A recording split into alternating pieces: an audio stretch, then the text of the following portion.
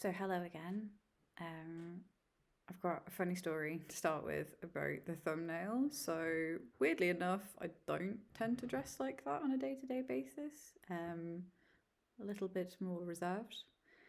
But given it is the Taylor Swift album release day, I was feeling a bit razzle dazzle, and I remembered that I had that in the cupboard. I thought, ooh, this is quite matchy matchy with this mask that I have. So that was a fun little 10 minutes of dress up. Um, However, I last wore that dress when I was in New York for New Year's Eve at the end of 2021. And it's a really cringy story, but it's really funny. I went to a drunk Shakespeare night, which is quite a funny thing to talk about now as a sober person. But it was, as you would imagine, quite a boozy affair. And I was wearing that dress, and I had a little sweater over the top because obviously it's like New York City, in the middle of, well, the end of December. It's absolutely freezing. So I was wearing the dress and the little sweater, and I was with my ex at the time, and we were talking to this other couple, and they were also from the UK. And we were like, oh, isn't it very funny? Ha ha ha, great time. And then he was like, show them your lovely dress. So I just, without even thinking about anything, and again, if you've seen the thumbnail, she's quite like, there's a lot of stuff going on there. So I just whipped off this sweater, and one of my entire, well, it sounds weird, but it is weird, just wobbed out. Like everything. And we all just stood there, the four of us, just like, have a lovely new year. Bye bye. And then I died. And then I just died. That was the end of that. But yeah, that was my story time to start us off with. That's the end of the video now. All the best. Um no, today I want to talk about something that's actually pretty serious. Masking as an autistic person. And for some reason I'm like almost like sat on my hands. It's quite interesting. I feel like I'm hiding during this, which is masking. Sorry, I'm gonna be less awkward. Um, so I so masking is something that autistic people do. In theory, everybody does it. Neurotypical people do it as well. It's a social kind of um, protection layer, really. I think like it's just a way to assimilate into a group and not be seen as the weird person, the autistic person, the person that doesn't fit in. Um, so it could be being incredibly hyper vigilant and keeping an eye on like how people are making eye contact, or not making eye contact, and making sure that you're giving the eye contact back that's acceptable for that level of eye contact. So making sure you're not too shifty eyes and looking around too much, or making sure that you're not just fully giving them like either death glare or I want to take you to bed look, because neither of those are particularly good if that's not your intention. Um, so monitoring stuff like that. For me, something that I really struggle with is when I'm in a conversation, if I don't know the person, it's almost like I have to calibrate per each person their appearance when they have certain emotions. And I know that sounds incredibly robotic, but it kind of is. It's not that like I can look at a picture of somebody and I can tell what emotion they're showing, but because autistic people, we tend to have a lot more sensory input at the same time. So I think it's something crazy, like I think like 41% more sensory input than a neurotypical person. So I'm getting sights, sounds, taste, everything, smells, bam, bam, bam, bam, bam, bam, bam. And I'm also trying to like remember what you're saying and listen to what you're saying and also remember what my face is doing at the same time. So I will then struggle sometimes with new people that I'm not used to kind of catch on to what I'm supposed to respond with. So like sometimes I might smile inappropriately or laugh inappropriately because I thought it was a joke. Because maybe someone like smiled with a bit of irony or sarcasm or something, and my brain doesn't automatically pick up on that if I don't know what that looks like in that particular person. I have no idea if that makes sense. Hopefully, to some autistic people, it definitely will. But that is quite a hard thing to do when you're in the midst of a conversation because there's just so much going on at the same time. Um, Masking as well it doesn't have to be like a communicative thing. Like it could just be changing your appearance to fit in more. So one thing for me that I'm really kind of unraveling at the moment is this masking? So I wear pretty much the same makeup whenever I go outside every single day. So winged eyeliner, lipstick. You didn't see anything then. It's like winged eyeliner, winged eyeliner. Um, winged eyeliner, winged eyeliner, lipstick, the whole shebang. Very similar every day. I've kind of looked the same, other than eventual wrinkles and things that this quite lo-fi camera is not picking up on too much, thankfully.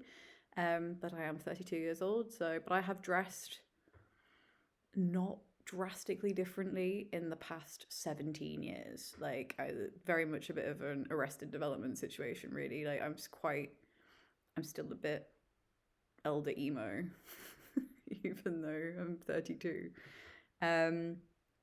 But that's kind of the opposite of masking in itself in other ways. So, like, the masking is the makeup because for me, it helps me feel more like conventionally attractive, so that I find that easier to kind of navigate the world. And pretty privilege, unfortunately, absolutely is a thing. And I will die on the hill fighting someone about that one because, yeah, I think you are treated incredibly differently if you go out with the full face of makeup on as opposed to no makeup on.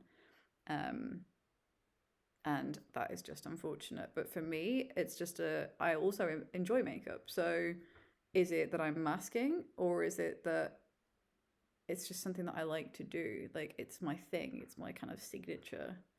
And then, yeah, so you could also, when I first moved to the Netherlands, I kind of masked with my clothing for a while. So I bought a lot of beige and I bought a lot of jeans and stuff like denim, and white sneakers, which are just really not me. But I thought, okay, well, I've got this new job and it's a corporate job.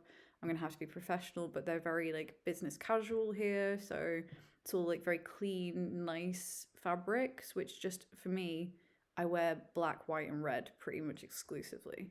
So that was really, yeah, moving away from my natural my natural state, um, to try and fit in with people.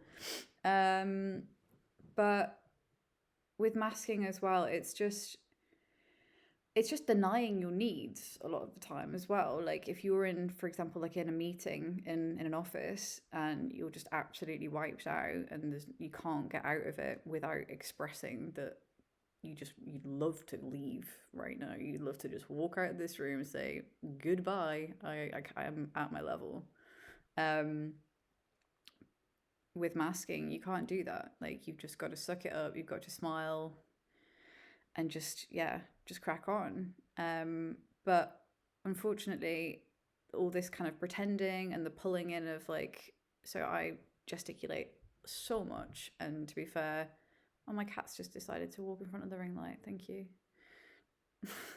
um, yeah, I gesticulate a lot and I would do fidget a lot and I do stim quite a lot, and I have to rein that in a little bit. So like I remember once I was in the office, and one of my ex-colleagues who's a really close friend now, she came into the office one day and she was like, your autism showing. And I was sat in the chair doing this quite violently. I'm gonna knock everything over, but like obviously people will like spin in chairs, but and another thing that I've noticed, that if I stand in a queue, so if I go to like a clothing shop or any queue, I don't know why I need to specify that, but if I go to a queue, I'm very British, I do queues. I will stand and I will just kind of rock from side to side. Like it's not even, no, again, it's the same motion as the chair. But I thought that people just do this, and I've now made a like concerted effort to check every time I'm in a queue. Are other people doing this? No, no, I have never, other than my boyfriend, who is definitely also autistic but isn't diagnosed. He's the only other person that does it in the queue with me. Um, yeah. So I'm trying to think of any other examples quickly off the top of my head. Um, but another element of masking for me was drinking alcohol, because that drinking alcohol for me was like an immediate becoming of a normal person. I have two drinks and I can suddenly all of the words that are just squished and stuck, and I don't know when to like speak at the right time in a group, all of that just dissipates and I know how to human. It's like, whoa, who is she?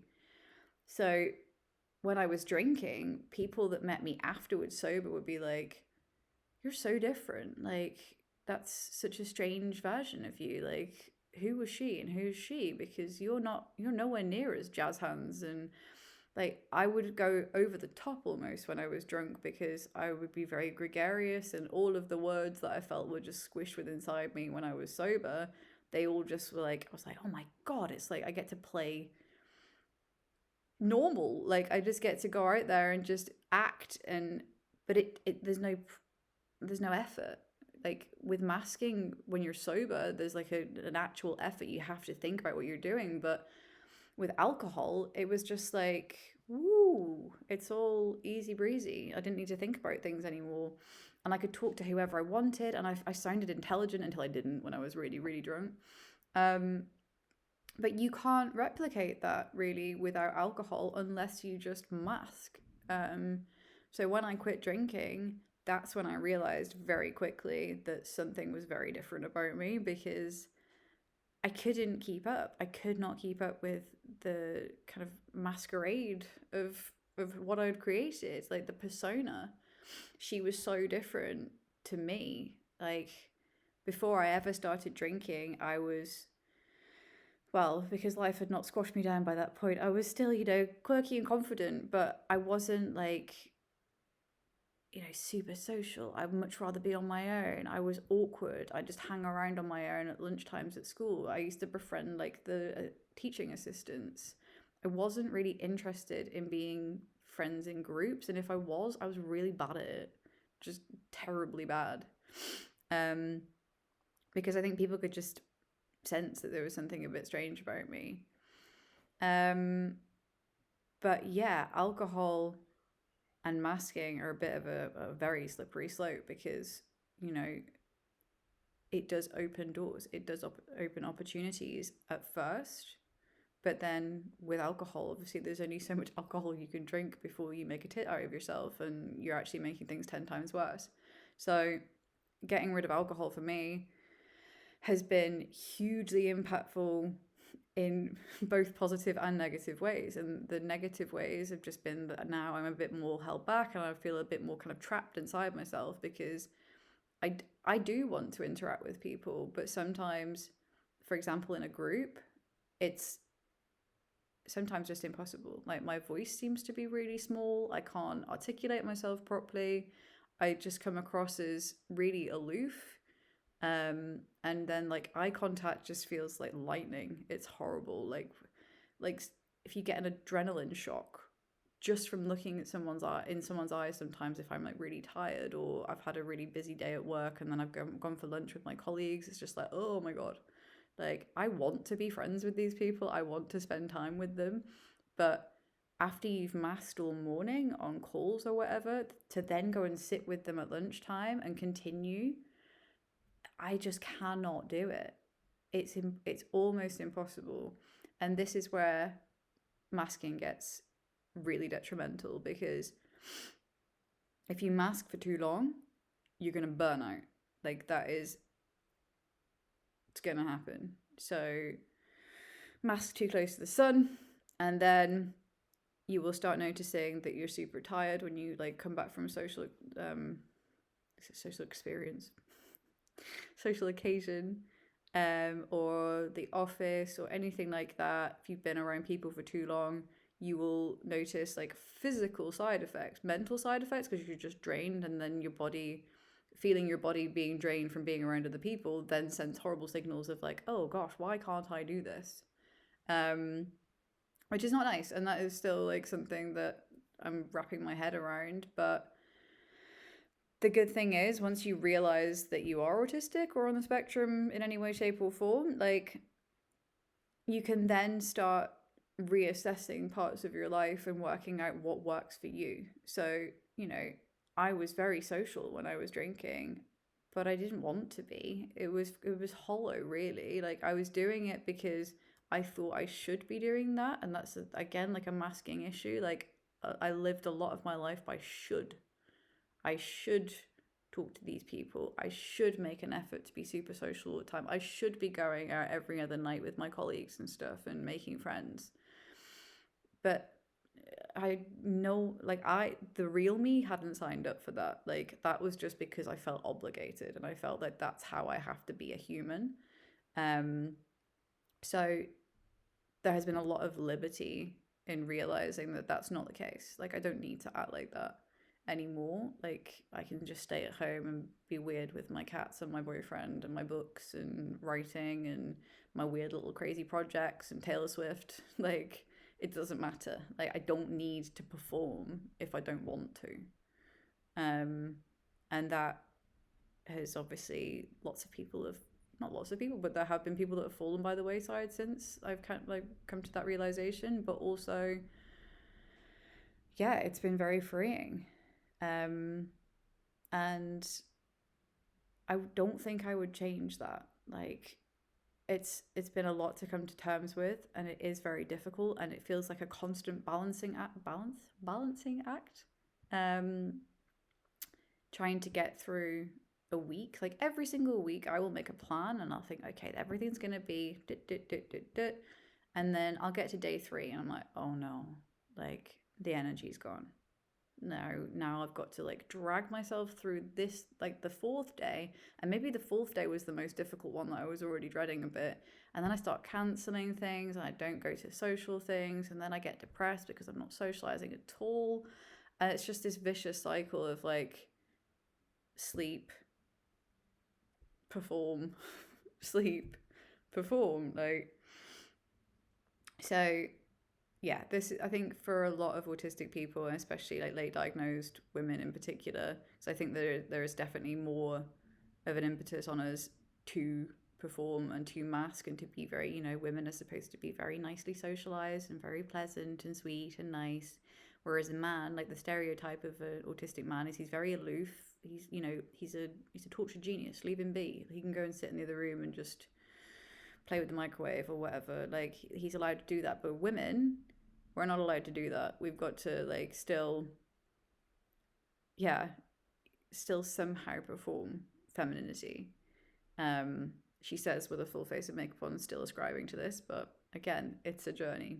But I think I'm going to leave it there for today because I think it's very much, yeah, as I said, an ongoing process. So I think that's something that I'm going to explore in more detail in further videos where I kind of look at my own life, like in the individual things in there that I'm still not happy with.